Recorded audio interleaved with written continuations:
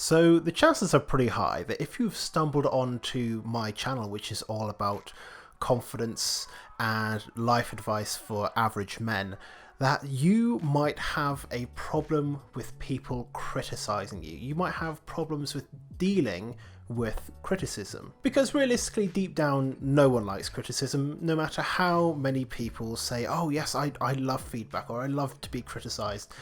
They're probably not telling the whole truth. Nobody likes to be criticized. It doesn't feel good. Some people tolerate it because it's good for you overall, but that's something for another video at another time. Because the truth about life is that you probably actually won't be criticized too often by people in your life. Instead, the most likely person to criticize you is yourself. And that is why in this video I'm going to talk to you about how to deal with self-criticism. Now, on the off chance that there is some robot from the future watching this video who is trying to get a better understanding of what self-criticism is that inner voice inside your head that seems to exclusively want to tell you quite horrible things about yourself, most of which are not true. So, for example, you might be talking to an attractive woman that you've met at a party or at a nightclub or something like that, and you ask her for her number, and she says, sorry, I don't want to give out my number. Perfectly normal thing to happen, perfectly normal rejection to face. It's something that happens to pretty much everyone. But what happens when you have an overactive inner critic in your mind is that it'll start to tell you things like, yeah, that makes sense. You are a massive loser after all. I mean seriously, like what were you thinking? She is a 10 and you are like a -2. Like, did you really think that she was just gonna hand her phone number over to you? You're hella creepy as well. Like, what did you think was gonna happen there? You're a massive loser. No one will ever love you. And you'll probably get hit by a taxi on the way home. And that dramatic reading was what the typical inner critic might sound like for somebody who has social anxiety. If you spend a couple minutes thinking, you can probably come up with a much, much worse thing that your inner critic has probably said to you at one time in your life or another. But that is just what our inner critics do. Now, when it comes time to start learning how to deal with self-criticism, it's important to know that self-criticism or your inner critic can strike at pretty much any time, anywhere. So for example, it might strike you before you start to do something new. Let's say you're going to go and take up a new sport, and before you even set foot on the court or on the field or whatever it is, your inner critic is already telling you, yeah, but you know that you're already going to suck at this because look at all the other failures you've had in life.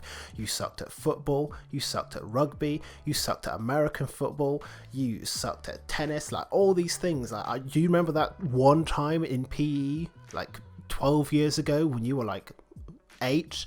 And you tripped over and everyone pointed and laughed at you? Like, that's what's going to happen again. Like, why are you doing this? Are you stupid? Are you a glutton for punishment? Or it might attack you during the middle of when you're doing something, or after you finish doing something. Oh, and don't think that you can escape your inner critic by just avoiding doing something either, because if you were to have listened to it from the first time before you even started and just went, yeah, fine, I'll just go home, guess what's going to happen on the walk home? You big loser, you quit everything you do. Why can't you ever follow through with anything? Seriously, what's the point? Like, you made a promise and you've let yourself down, you've let everyone else down, you've let the person that was relying on you come into play, you've let them down, you've let your friends down, your family hates you, your dog probably will poo on the carpet, and yeah, once again, you suck. In a way, your inner critic behaves a little bit like an abusive parent. It thinks it has the best of intentions, it just wants to keep you safe, and this hurts me more than it hurts you. In fact, more often than not, it does more damage than good. So now we've got a full understanding of what the inner critic is and when it could strike, let's talk about how to deal with it. Okay, so the very first thing to recognize is that your thoughts are not you. Now, if this is your first time on this channel hearing me say this, this might sound a little bit strange. What do you mean my thoughts aren't me? I'm the one that's thinking my thoughts, so therefore my thoughts must be me, right? Not necessarily. So, Here is the way that I usually describe it. You've probably been in an example where you were just doing something casual and a completely weird thought just randomly popped into your mind. You're walking down the street and you see a man walking his dog, and a random thought pops into your mind of, well, I wonder if there's an alternative universe where the dog might be walking the man instead. And so you have this thought, and then you have another thought directly afterwards, which is like, where did that come from? That was kind of weird. What that is there is a difference between your thinking mind and your observing mind. And those are the two parts of the mind that we all have. We have the part of our mind that randomly generates thoughts, because most of our thoughts are completely randomly generated, but because we identify with them, we think, well, those thoughts are me, we tend to follow along with them. If you've ever tried meditation, you've probably noticed that it's very, very easy to just follow the flow of your thoughts without being aware of them at all. You're just kind of there. And then you've got your observing mind, which is actually you. This is the part of you that actually sees the thoughts that are happening and has judgments about them. Most of your inner critic is an automatic thought process. It is a program running on an unconscious level most of the time that's just spitting random thought chains at you. Sometimes it has a purpose, sometimes it doesn't. And if you can stop identifying with those critical thoughts, with those random automatic negative thoughts that pop into your mind, or in other words, if you stop thinking that those thoughts are who you are as a person, then you're going to find it a lot easier to deal with that self-criticism. A really good tool for this is mindfulness. I would highly encourage you, if you're dealing with a very loud inner critic, a very heavy sense of self-criticism, that you do practice mindfulness, especially mindfulness of your thoughts, so that you can start to recognize that those thoughts aren't you. A very easy way to start to disidentify yourself from your inner critic is to actually give it a name. So this isn't a concept that I came up with. I have to give full credit to this idea to Dr. Aziz from the Get More Confidence YouTube channel and from his amazing books, specifically in this case, The Solution to Social Anxiety.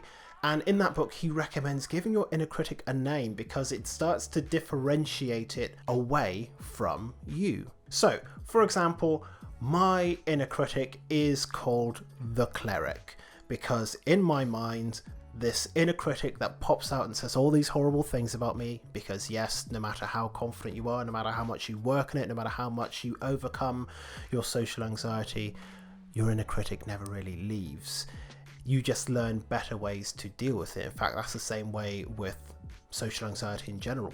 It's always there, but you learn better ways to deal with it, because that's what confidence is. That is the skill of confidence. So in my mind, my inner critic is called the cleric, and I imagine him as this very, very angry, huge built, muscular monk in like these brown religious robes, and he's always got something to say. And I think the reason that I imagine him in that way is because I had a very religious upbringing. Most of the criticism that I had to deal with when I was a child and a teenager was from people in the very, very strictly religious churches that I used to go to. And so I have this weird, comically large image of the cleric, my inner critic, in my mind, because it helps me to differentiate myself. It helps me to know that I'm me and those thoughts aren't me. It's only my identification with those thoughts that brings me pain. And I would really encourage you to do this for yourself as well. Don't just give your critic any name. Give it something that maybe is funny or something that's weird. Even better if you can come up with an image for what your inner critic looks like. And now that you're able to differentiate yourself from your inner critic, what you can start to do is purposefully talk to yourself in a more self-compassionate way. And yes, I know that this is advice that we as guys really don't like, because it sounds so weak to talk to ourselves with self-love and self-compassion. But think about it this way. You want to talk to yourself as if you would talk to your best friend. Now, if your best friend had just gone out to try something new and they'd been okay at it, nothing terrible had happened, but they came to you and they're like, yeah, I'm such a loser, I'm an idiot, like why do I even bother? Everything I do is wrong. Like I'm just so unworthy of love and of happiness, and I just feel like an absolute bit of trash. Like, you're not really gonna nod along and say, yeah, that's probably true. Yeah, you are trash. No, you're gonna tell them with as much self-compassion as you can muster, like, shut up. Like, that's not true at all. You're a great guy. You're doing great.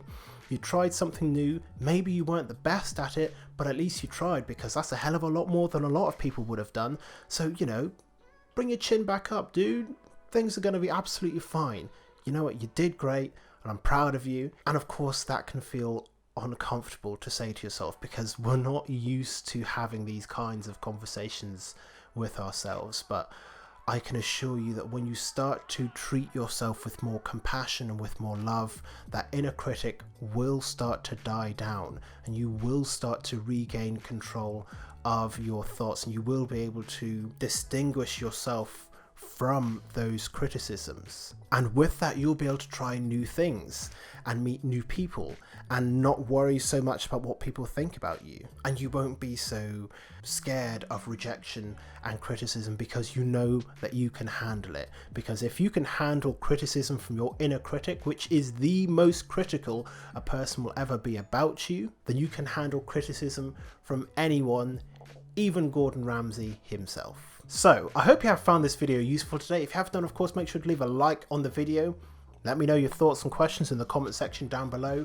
And of course, if you found this video useful, then make sure that you subscribe to the channel as well. There are 5 videos coming out on this channel every single week, every single Monday to Friday. And that's going to be going up to daily uploads soon. So if this is the kind of content that you're interested in, then make sure that you subscribe. But otherwise, thank you very much for making it all the way to the end of this video. And I look forward to seeing you here in future videos very soon.